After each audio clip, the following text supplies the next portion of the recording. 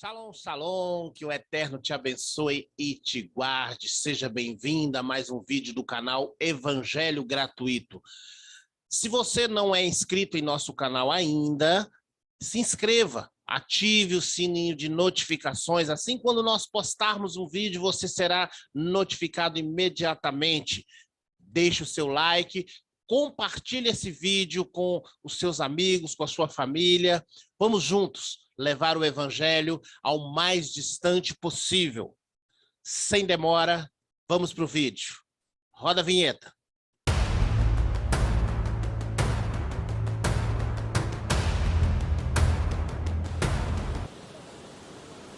Nosso tema de hoje é o que é a obra de Deus.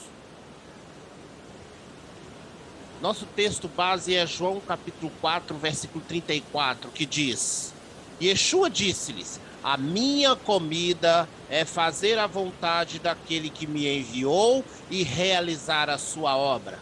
João 4, 34.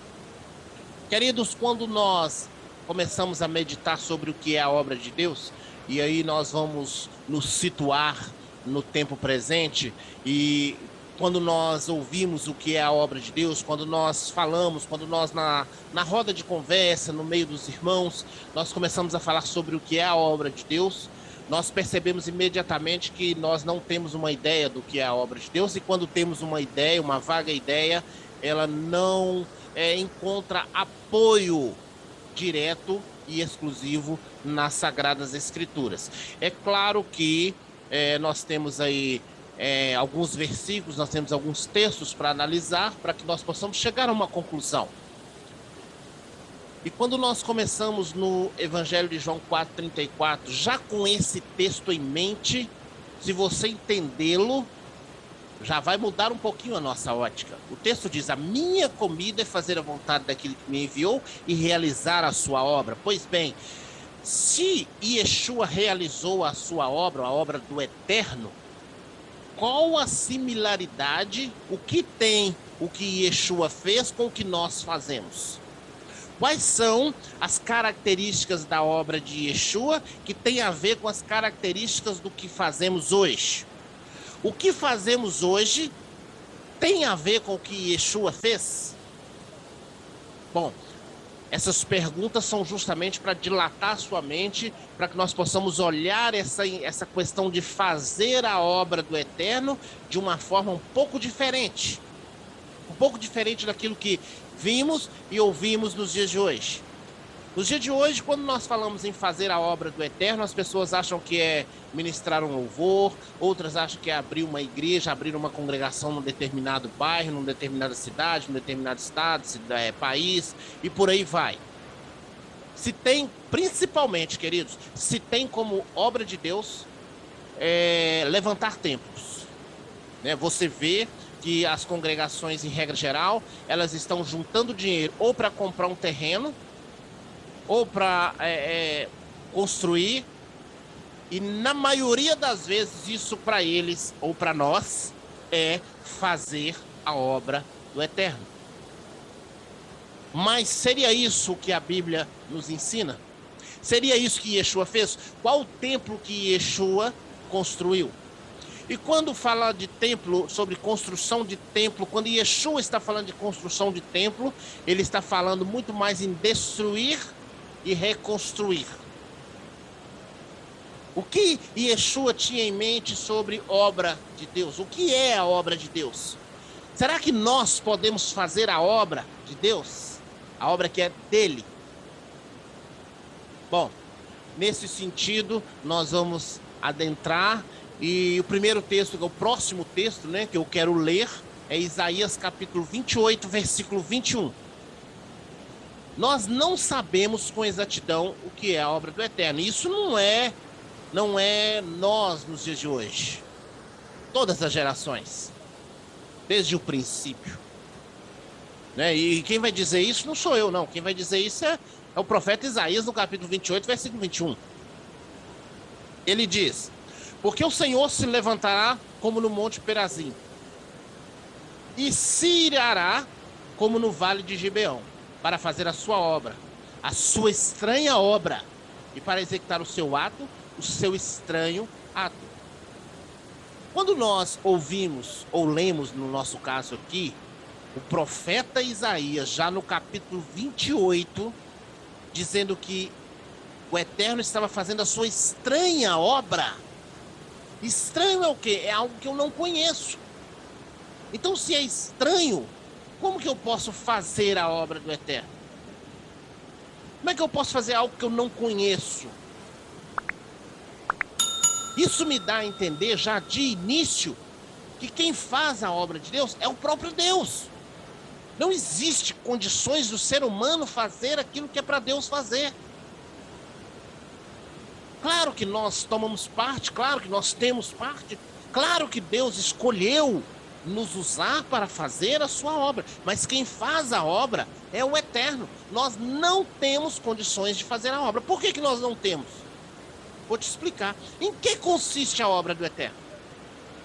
Primeira coisa que eu preciso entender, que você precisa entender, que a igreja precisa entender, é em que consiste a obra do Eterno. Vamos fazer um passeio bíblico. De Gênesis 1, do versículo 3 ao 25, está relatando toda a obra da criação. Tudo que o Eterno fez, o sol, as estrelas, a terra, enfim, toda a criação está descrita nesse texto. No versículo 27, depois de toda a criação, o Eterno resolveu fazer o homem. E o texto vai dizer que ele fez o homem à sua imagem, a imagem e semelhança. Não é? Gênesis 1, 27, criou o Eterno o homem à sua imagem. A imagem do Eterno o criou. Então, nós já percebemos que o homem é a única criação do Eterno, que é a sua imagem e sua semelhança. Isso tudo é para você entender em que consiste a obra do Eterno.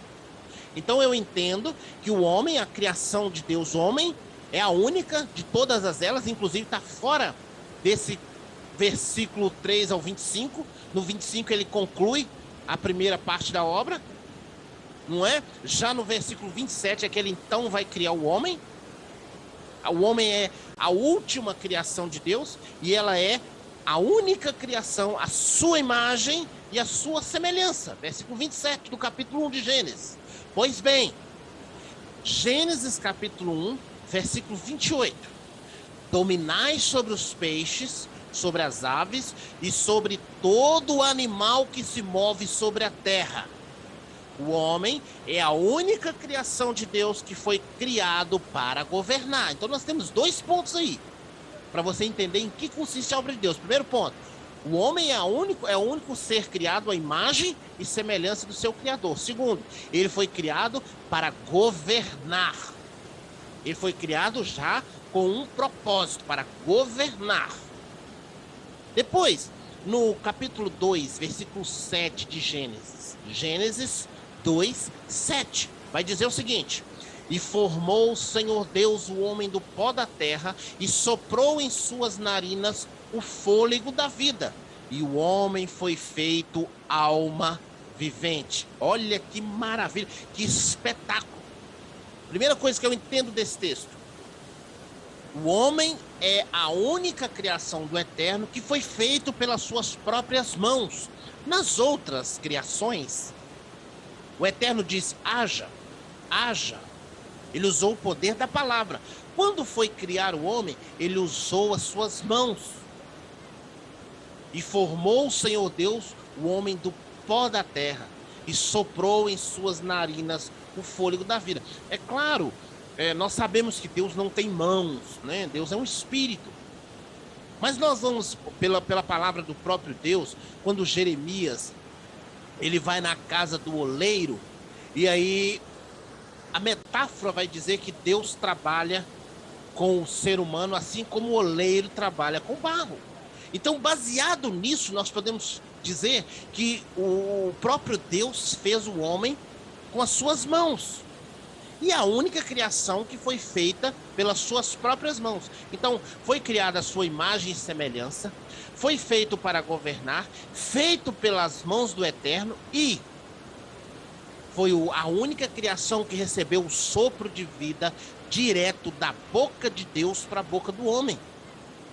É o único ser que recebeu a vida diretamente da vida de Deus. Jó capítulo 33, versículo 4, ele vai dizer: o Espírito do Eterno me fez. A palavra espírito em hebraico é ruach, e significa sopro. Não se traduz como espírito corretamente, porque não tem a palavra espírito em hebraico. A palavra ruach significa o sopro de Deus me fez, e a inspiração do Todo-Poderoso me deu vida. Inspiração é quando você puxa o ar para dentro. E quando você sopra para fora, que é o sopro de Deus me fez, que é o que Jó está dizendo, ele está soprando a vida no ser humano. Então, repare que não só fez com as suas próprias mãos, como deu da sua própria vida para o homem. Então, em que consiste a obra do Eterno? Em que consiste a obra do Eterno? Em fazer um ser livre à sua imagem e semelhança. Em que consiste a obra do Eterno, para você entender melhor? Queridos, nós sabemos que o Eterno fez um homem, colocou no jardim do Éden. O homem tinha total liberdade, tinha tudo o que ele precisava, e de repente ele caiu nas garras do pecado. Ele caiu em prisão. E o homem, nos dias de hoje, em regra geral, nós estamos presos em alguma coisa. Então, em que consiste a obra do Eterno? Em libertar o homem e voltar com ele a sua imagem e semelhança, em fazer dele novamente a sua imagem e semelhança. E nós vamos ver isso ao longo da Bíblia, mas em muitos textos. Por exemplo, Deus levanta Moisés para libertar o povo de Israel. Isso já é uma analogia do que seria feito no geral. Yeshua vai até o Gadareno para libertá-lo das suas prisões.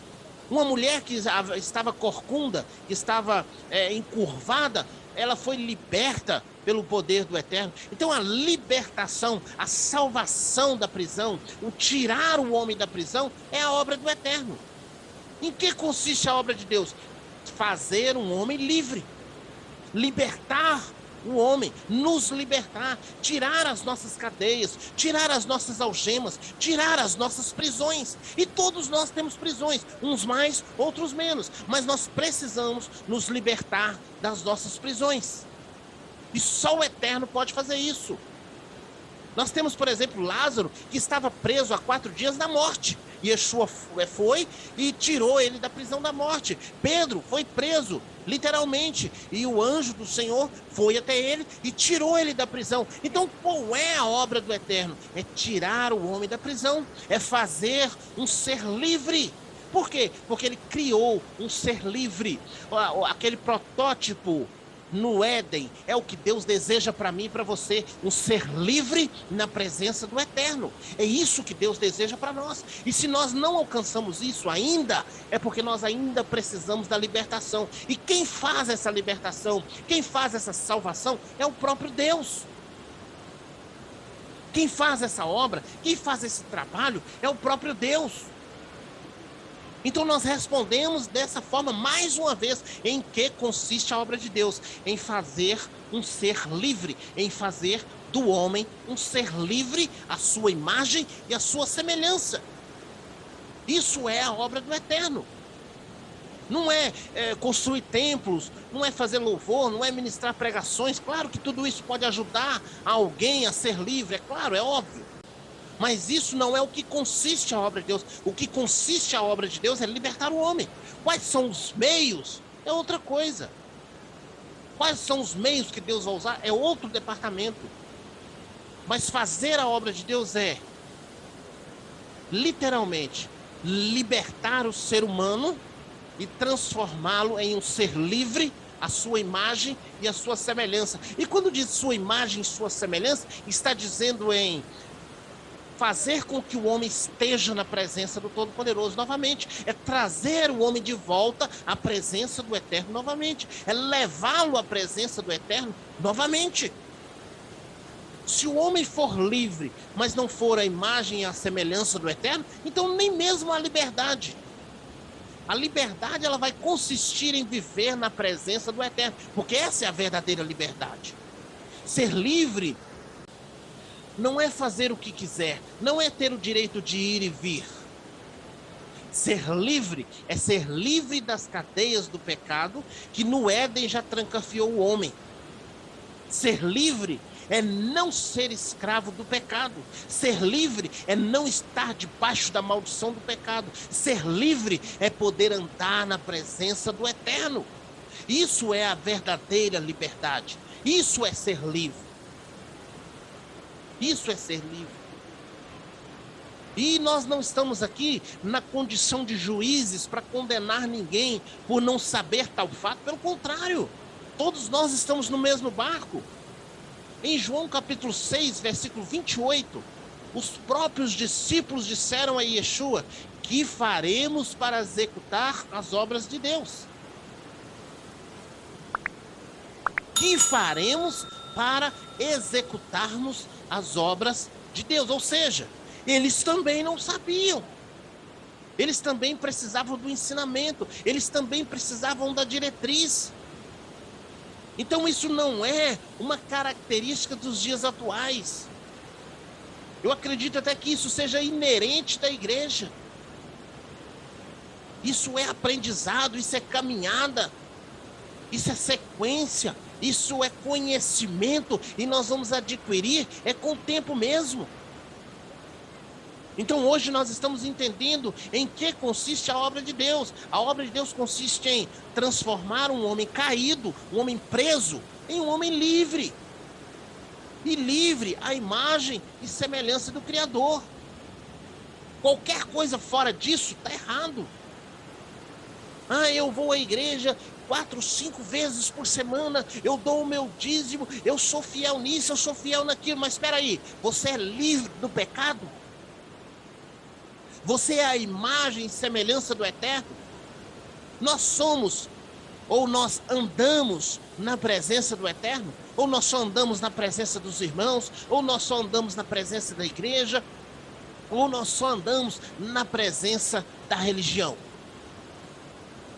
Ser livre e a imagem e semelhança do Eterno é a característica central de alguém que foi liberto. De alguém que não está mais nas garras do pecado. Então, quando os discípulos perguntam quais as obras que nós podemos fazer, ou o que podemos executar para fazer as obras do Eterno, denota que eles não sabiam o que fazer. Agora, o mais importante é a resposta de Yeshua. A resposta de Yeshua é extremamente pertinente com o que acabamos de aprender aqui. Yeshua vai responder exatamente aquilo que nós estamos ensinando. Versículo 29 do capítulo 6 de João. Yeshua respondeu e disse-lhes: a obra do Eterno é esta, que creiais naquele que ele enviou. Então qual é a obra de Deus?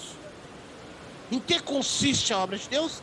Em levar pessoas a crer que Yeshua é aquele que foi enviado para a nossa libertação. Qual é a obra de Deus? É crer que Yeshua é o enviado para a nossa salvação. Agora, salvação e libertação de quê? Do pecado que nos escravizou no Éden. Quando Adão estava no Éden, quando o primeiro casal estava no Éden, eles precisavam de Yeshua? Não, porque eles eram livres. Mas eles foram aprisionados pelo pecado. Sendo aprisionados pelo pecado, Deus precisou preparar alguém para abrir a porta dessa prisão. E quem foi preparado para abrir as portas dessa prisão? Yeshua. Ele mesmo diz: a obra de Deus é esta, que creiais. Ou seja, que vocês creiam naquele que o Pai enviou. E quem que é o que o Pai enviou? Yeshua. Então qual é a obra de Deus? Crer que Yeshua é o nosso Salvador. Nós precisamos nos convencer disso. Pessoas têm que se convencer disso.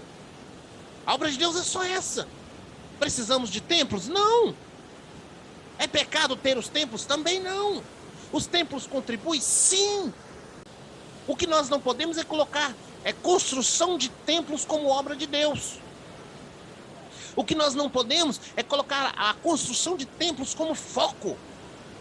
Não, se houver necessidade, se houve um ajuntamento de pessoas e pessoas estão ouvindo o evangelho, joia, nós vamos preparar um local para reuniões.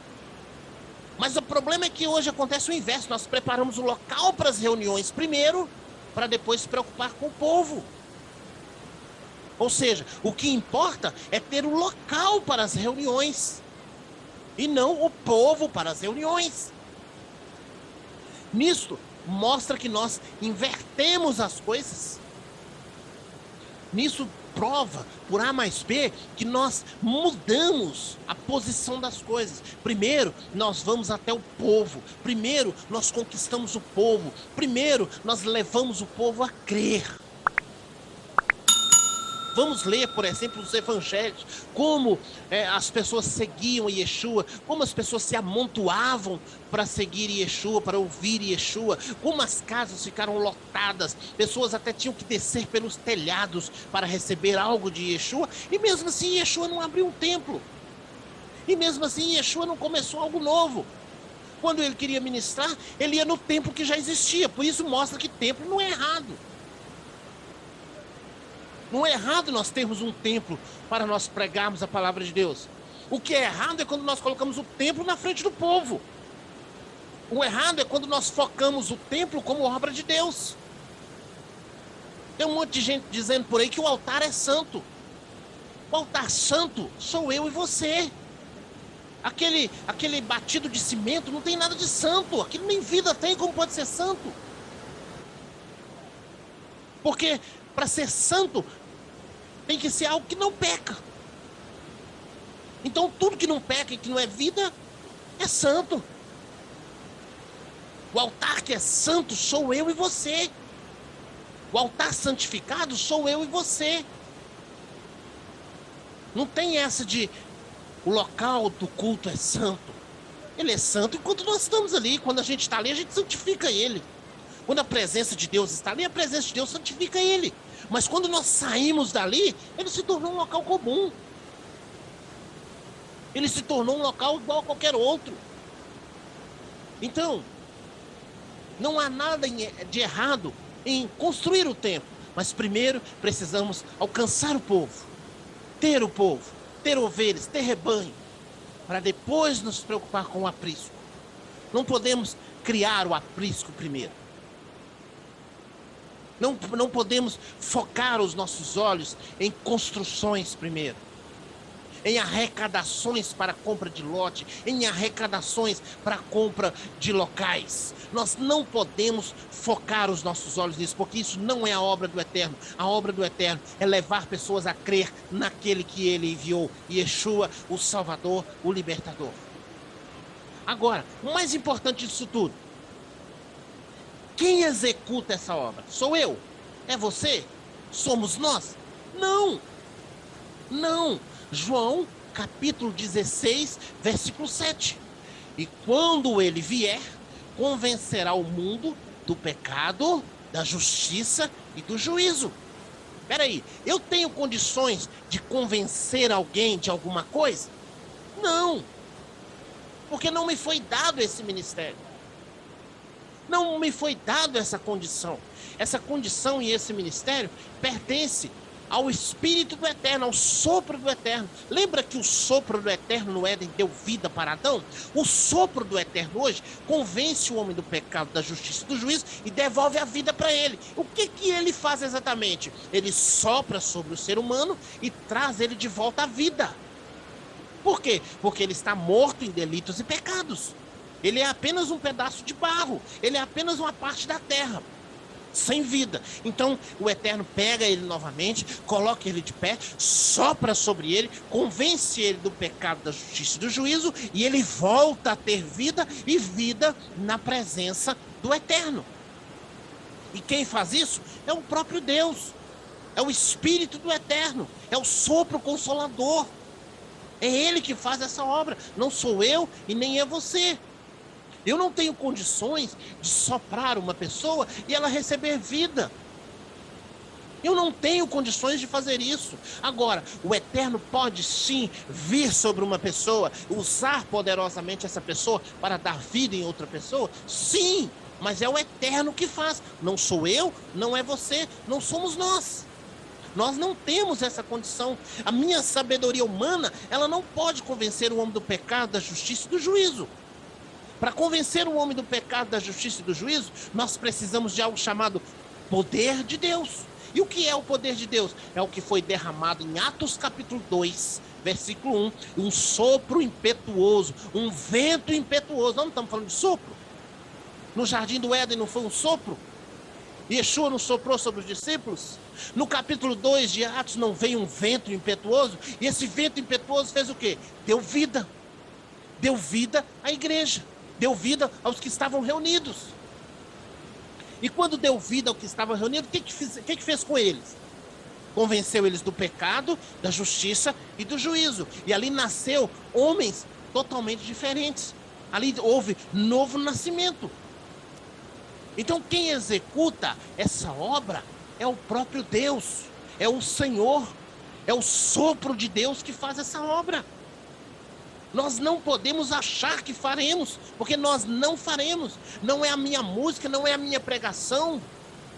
Não tem nada em mim mesmo que possa fazer isso. Isso depende única e exclusivamente do Eterno. Então nós não podemos dizer, eu vou fazer a obra do Eterno. Porque nós não fazemos a obra do Eterno. O que nós somos? Qual é a nossa parte nisso? Nós somos apenas ferramentas. Quando você vê um móvel pronto, você imagina que o marceneiro fez e não que a ferramenta fez. Você consegue imaginar o martelo batendo prego sozinho? Ou uma maquita cortando a madeira? Ou qualquer outra ferramenta fazendo? Não! A ferramenta não faz nada sozinha. Nós somos as ferramentas do Eterno. Ele escolheu, ele quis assim. Mas nós não passamos disso. Nós não passamos de ferramenta. Porque quem faz o móvel é ele. Quem faz a obra é ele. Quem faz o vaso é o oleiro. Quem faz o vaso é o oleiro. Então nós precisamos colocar isso na nossa cabeça. Nós não temos condições de fazer a obra, por melhor que nós sejamos. Por mais aptos, por mais carregados de virtudes e dons e capacitações, nós não temos condições de fazer a obra porque ela é dele. A única pessoa que pode dar a vida é o próprio Deus. Nós não temos condições de dar a vida. Nós não podemos doar a vida. Nós só podemos anunciar o Evangelho. E se a nossa palavra for carregada de poder, então as pessoas que ouvirão a nossa palavra, sim, receberão vida. Mas não vem de nós, não é inerente de nós. É o poder do Eterno sobre nós, em nossas palavras. Por isso que Paulo já dizia, o evangelho que eu prego não é um evangelho que consiste em sabedoria humana, mas em poder de Deus. Então é esse o evangelho que nós temos que pregar. Um evangelho carregado do poder de Deus. Porque esse evangelho transforma o ser humano. Por causa do poder de Deus. Por causa da virtude do Altíssimo sobre nós. E não por causa de nós mesmos. Quando alguém crê em Yeshua, nasce um homem perfeito. Colossenses 2:10. E estáis perfeitos nele, que é o cabeça de todo o principado e potestade. Aí eu te pergunto, nós temos condições de fazer algo perfeito, principalmente um ser humano? O texto diz, e estáis perfeitos nele, em Yeshua. Só ele nos faz perfeitos. Então eu não tenho condições de fazer que um ser humano seja perfeito, porque eu sou imperfeito. Sendo eu imperfeito, como vou fazer outro ser humano perfeito? A obra de Deus não é no exterior do homem, e sim no interior. Tem muita gente fazendo a obra de Deus no exterior. Veste um uniforme de crente, veste uma capa de crente, veste uma fantasia de crente, e ponto. E acha que é só isso. Meu irmão, se fosse isso, estava fácil demais. Mateus 23:26. Fariseu cego, limpa primeiro o interior do copo, para que também o exterior fique limpo. Não adianta vestir uma capa, não adianta vestir uma fantasia, não adianta vestir um uniforme. se o interior está todo sujo? Agora, dentro do nosso contexto, o interior, só quem limpa é o Criador. Eu não tenho condição. Eu posso até colocar em você uma capa de crente. Eu posso até colocar em você características de crente. Eu posso até inserir em você uma fantasia de crente. Mas eu não tenho condições de limpar o seu interior. Eu não tenho condições de limpar a sujeira que está dentro de você. Eu não consigo arrancar a mentira que está dentro de você. Eu não consigo arrancar a falsidade que está dentro de você. E você não consegue arrancar nada de dentro de mim. Por quê? Porque essa obra não pertence a nós, pertence ao Criador. Só Ele pode nos limpar. Só Ele pode nos limpar. Só Ele. Lucas capítulo 11, versículo 39. Agora vós, os fariseus, limpais o exterior do copo e do prato, mas o vosso interior está cheio de rapina e maldade. Veja que só o Eterno pode tirar isso de dentro do ser humano. Só o Eterno pode tirar isso de dentro de mim. Eu era um homem cheio de rapina e maldade, mas Ele arrancou tudo isso dentro de mim. Lucas capítulo 11, versículo 40. Loucos, quem fez o exterior não fez também o interior? Então, irmãos, eu não faço a obra, você não faz a obra. Nós apenas somos ferramentas do Eterno para que essa obra seja feita em outras pessoas. E até mesmo em nós. É meu dever apresentar homens perfeitos. Colossenses, capítulo 1, versículo 28. A quem anunciamos, ademoestando a todo homem e ensinando a todo homem em toda sabedoria, para que apresentemos todo homem perfeito em Cristo Jesus. Queridos, quando nós falamos de perfeito, mais uma vez nós descartamos a nossa ação. Mais uma vez nós descartamos o nosso fazer. Por quê? Porque pela nossa imperfeição não há condições de fazer perfeito. Então nós precisamos entender que essa obra de perfeição, somente o ser perfeito pode fazer. Somente o ser perfeito pode fazer. Considerações finais. A obra de Deus, a obra do Eterno, é levantar o homem caído e transformá-lo à semelhança do Mashiach. Isso é a obra do Eterno. Por isso que eu não posso fazer. Por isso que você não pode fazer.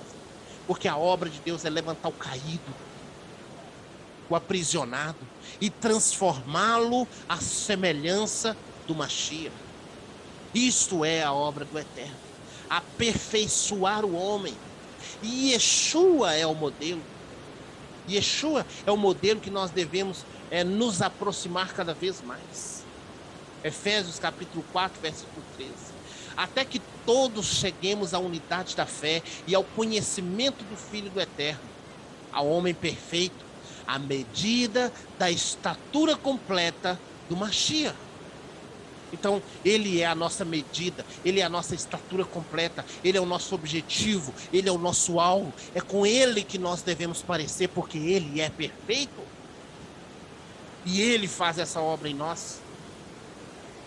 Tiago capítulo 1, versículo 4 diz: tenha, porém, paciência, a sua obra perfeita, para que sejais perfeitos e completos, sem faltar em coisa alguma. Veja bem, tenha, porém, a paciência em sua obra perfeita. Não é em nossa obra perfeita, é em sua obra perfeita. Tenha paciência em sua obra perfeita. Tenha paciência em sua obra perfeita. A obra do Eterno é perfeita porque Ele a faz perfeita. Nós não temos condições de fazer. Para que nós sejamos perfeitos e completos, sem faltar coisa alguma. Essa é a palavra do Eterno. Essa é a obra do Eterno. Eu espero no Senhor que esta palavra continue a obra do Eterno de perfeição na sua vida, que Ele está fazendo em minha vida e na sua vida. O Eterno te abençoe e te guarde. O Eterno faça resplandecer o seu rosto sobre ti e te dê graça. O Eterno sobre ti resplandeça o seu rosto e te dê o Shalom.